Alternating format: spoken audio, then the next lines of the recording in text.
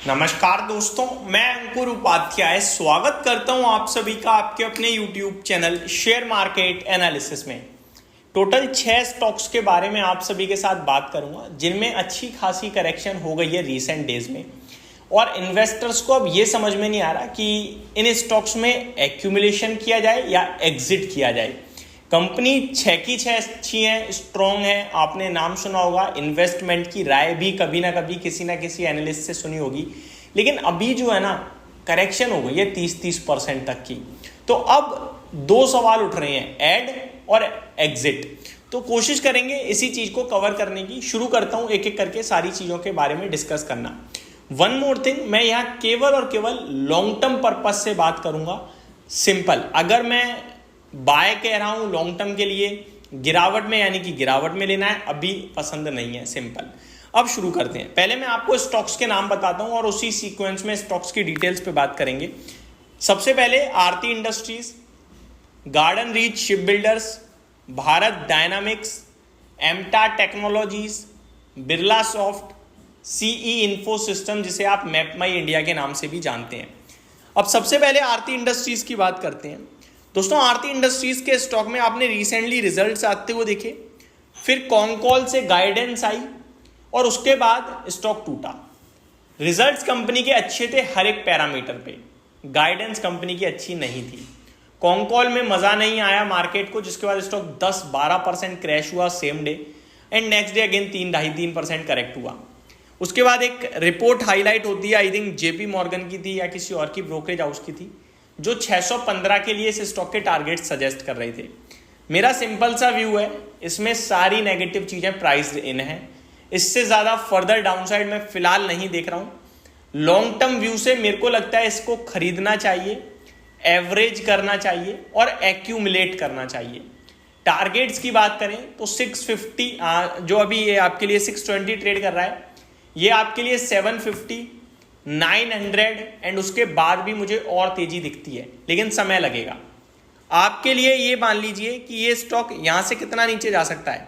Technically देखूं तो थोड़ा वीक जरूर है, और ज्यादा वीक तब हो जाएगा जब ये स्टॉक 580 के नीचे डिसाइसिवली क्लोजिंग देके टिकने लगेगा। देन आपके लिए दोबारा 460, 500 के लेवल्स आ सकते हैं। लेकिन मेरा सिंपल व्यू, अगर मैं 2 साल की सोच रहा हूं और एक बार 460 आ भी गया तो मैं हिम्मत नहीं तोड़ूंगा, ऐड करूंगा, और क्योंकि मेरे को 900 रुपए प्ले करना है। अगर आप इतनी हिम्मत रखते हो तो पैसा बना लोगे। डिस्क्लेमर ये 6 के 6 क्वालिटी हैं, दमदार हैं। इनमें से मेरी पोर्टफोलियो में भी कोई भी स्टॉक हो सकता है और आगे चलकर मैं डेफिनेटली खरीद सकता हूं। तो शुरू करते हैं, आगे दूसरे स्टॉक की तरफ बढ़ते हैं। दूसरा स्टॉक है garden reach ship builders limited. दोस्तों, पहली बात तो इस स्पेस में सबसे अच्छा स्टॉक अगर आप मेरे से पूछें तो वो मजगांव डॉक है। एंड दूसरी बात, सबसे सस्ता अगर आप मेरे से पूछें तो वो मजगांव डॉक है। एंड तीसरी बात, अगर किसी की अर्निंग्स में सबसे ज्यादा इंप्रूवमेंट है, दम है स्टिल अभी भी, तो वो मजगांव डॉक है।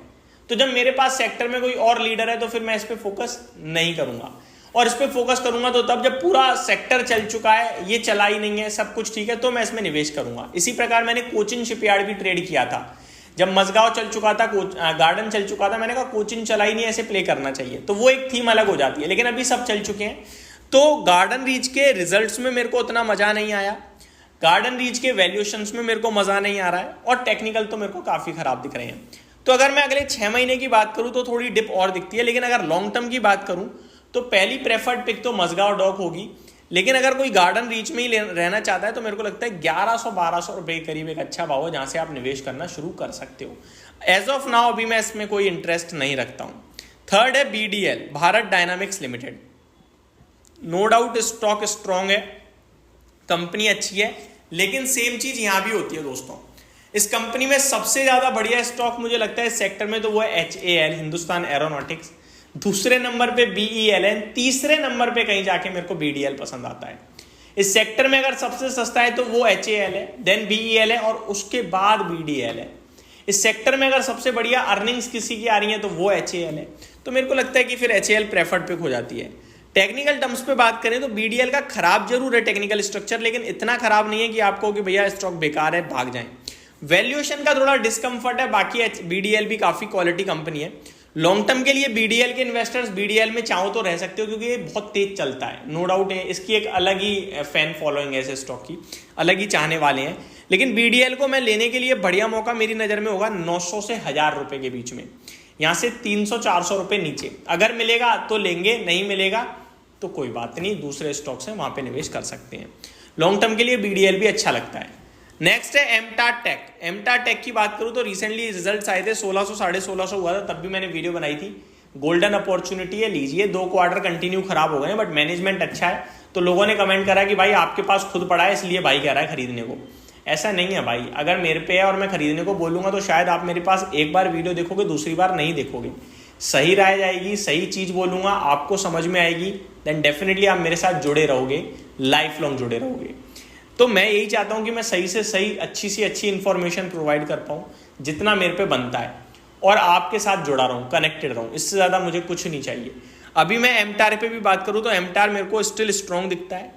वैल्यूएशन आपको महंगे दिख रहे हैं क्योंकि अर्निंग्स खत्म हो गई हैं, लेकिन अभी ना 3 दिन पहले या 2 दिन पहले ना एमटार का टॉप मैनेजमेंट जी बिजनेस पे इंटरव्यू देने आया, जहाँ मैनेजमेंट जो बोल रहा था वो हम सुन रहे थे। मैंने पर्सनली तो कोई कंपनी से बात करी नहीं है, मैनेजमेंट सुपर स्ट्रॉन्ग है और वो क्लियर कह रहे हैं कि आने वाले समय में वापस आएगी अर्निंग्स और हम स्टिल 20% के मार्जिन पे आएंगे।